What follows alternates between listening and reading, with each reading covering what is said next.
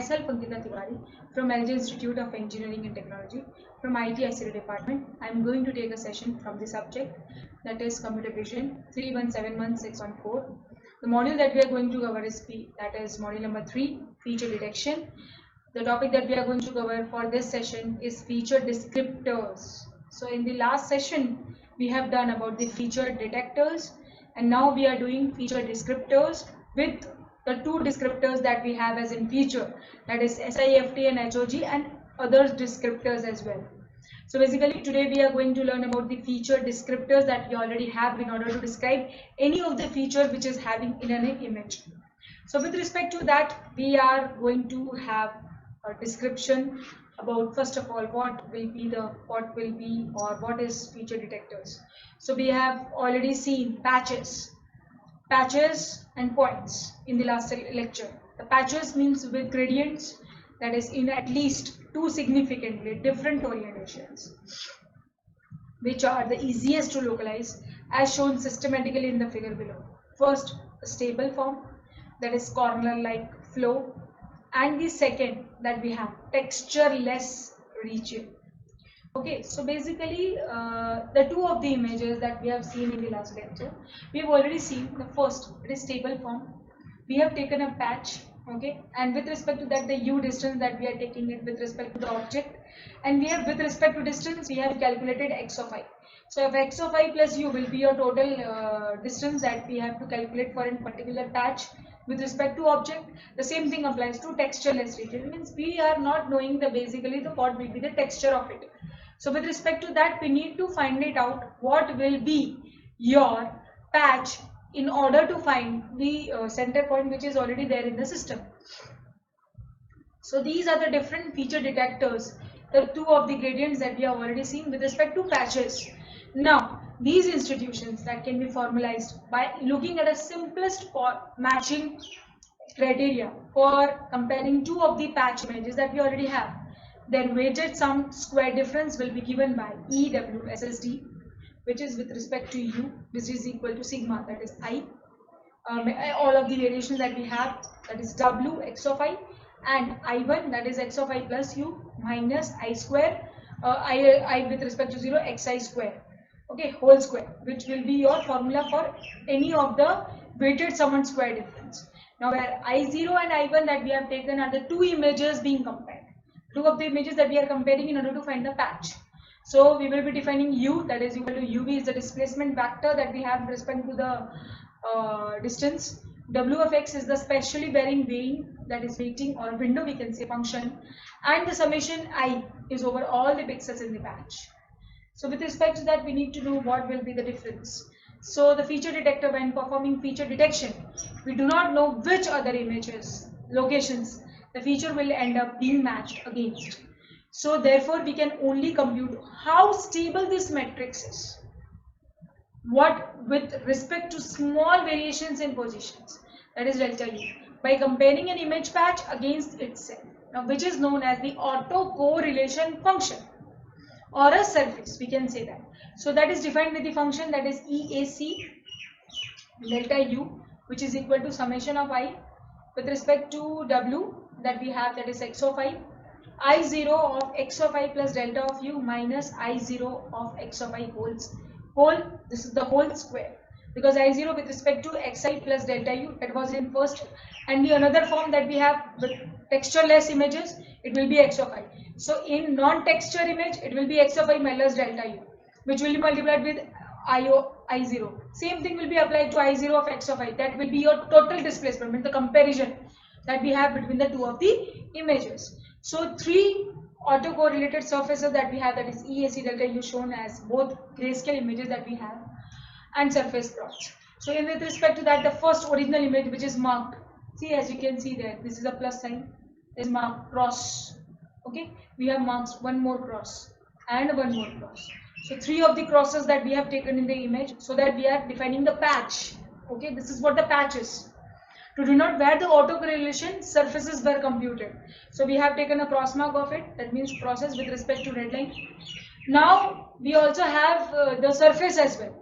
So the second that we have, that the patch, is from the flower bed, that is good unique minimum that we have in a point of surface. Surface we already know, H is in the form of tracing, in the form of waveforms. So we have been shown here. So with respect to that, we also have the another patch, that is this patch is from the roof surface, that we can say one dimensional aperture problem that we have, and also we have this patch is from the cloud. Okay, from the cloud means zigzag, no good peak. We will be in this, we are having a good peak, like it is going in a straight line from above to top to bottom, but there you can see there is no particular grayscale. Okay, so this patch from the cloud is no good peak. You can see each grid point in the figure B and D is of one value of delta U. So with respect to that, we also have note how the autocorrelation surface for the texture flower bed, that is in figure B that we have already seen, and the red cross that we have seen in the lower right quadrant of figure A, which will be exhibiting a strong minimum indicating that it can be a well localized number. So with respect to that, the correlation surface corresponding to the roof edge, that is figure C, that has a strong ambiguity along with one direction, while the correlation surface that we have corresponding to the cloud region, that figure C, already we have seen with no stable minimum value. So with respect to that, this is the autocorrelation surface that where we are finding the patch reference with respect to the different views of it with respect to the patch where it is located in the surface of that we have already seen in C and D, the two of the surfaces that we have roof edge and the other that we have as a cloud region. So with respect to that, we have find it out with the correlation surface that we have. So this is what the feature detection process is going on with respect to the different surfaces.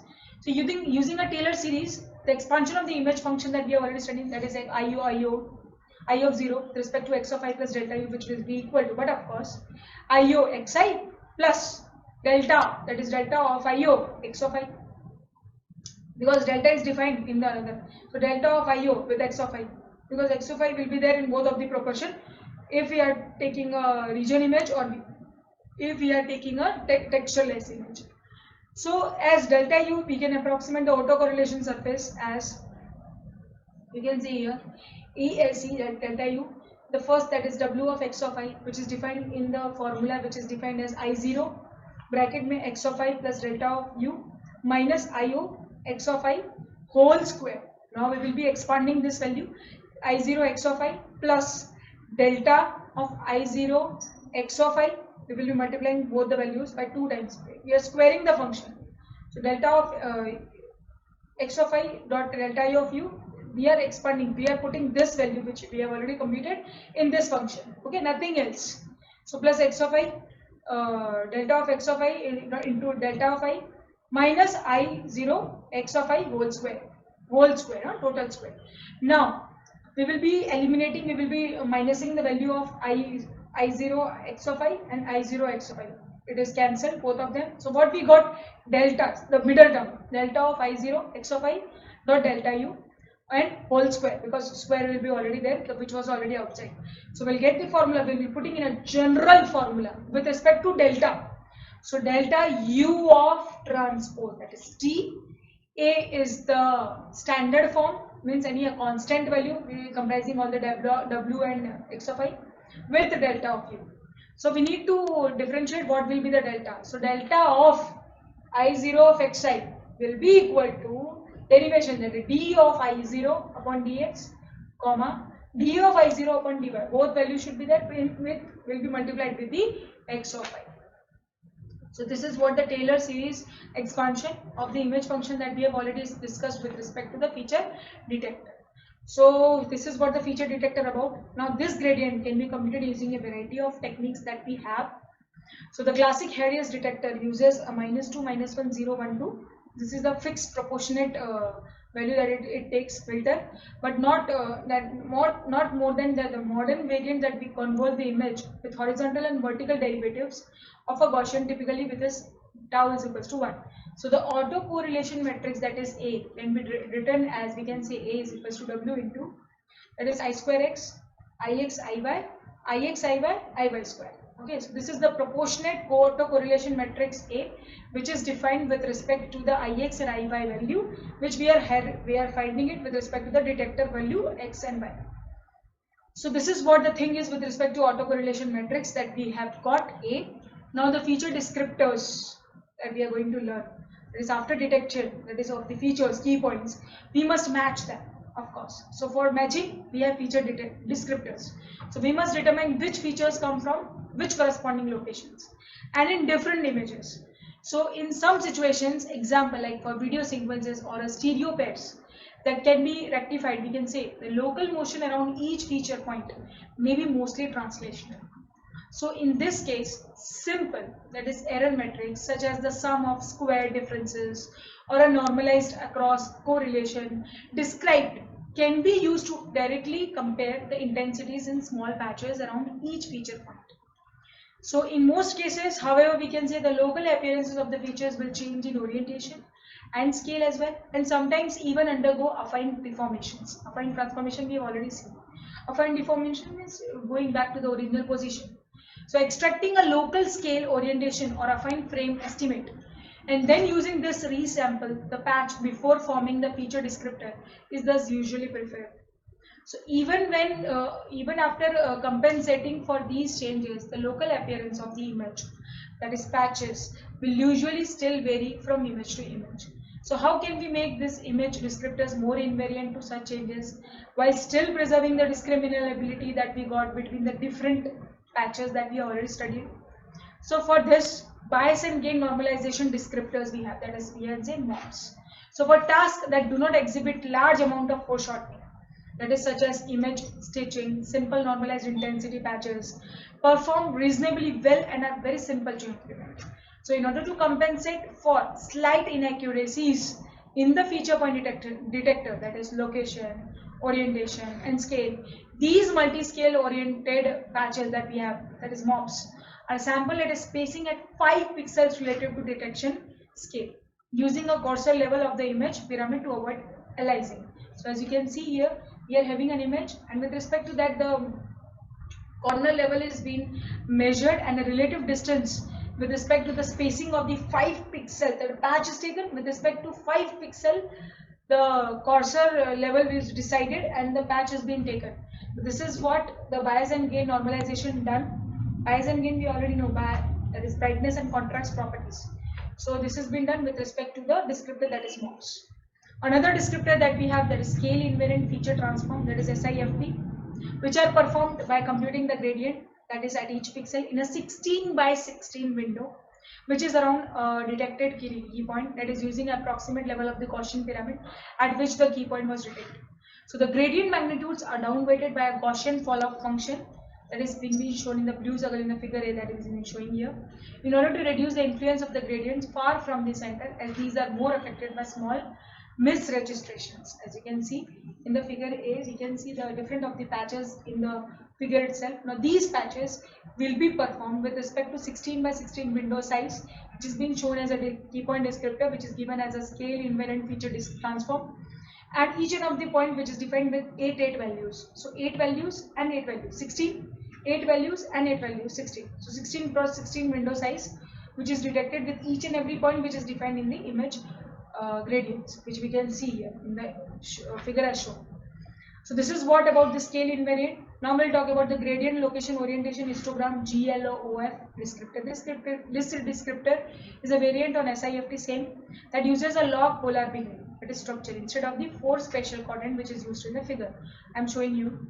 The special beams are out of radius, that is 6, 11 and 15, with the 8 angular beams that we have taken except the central region. A total of 7 spatial beams and 16 orientation which is fixed for this. So the 272 dimensional histogram is then projected on a 128 dimensional descriptor using a PCA trained on a large database.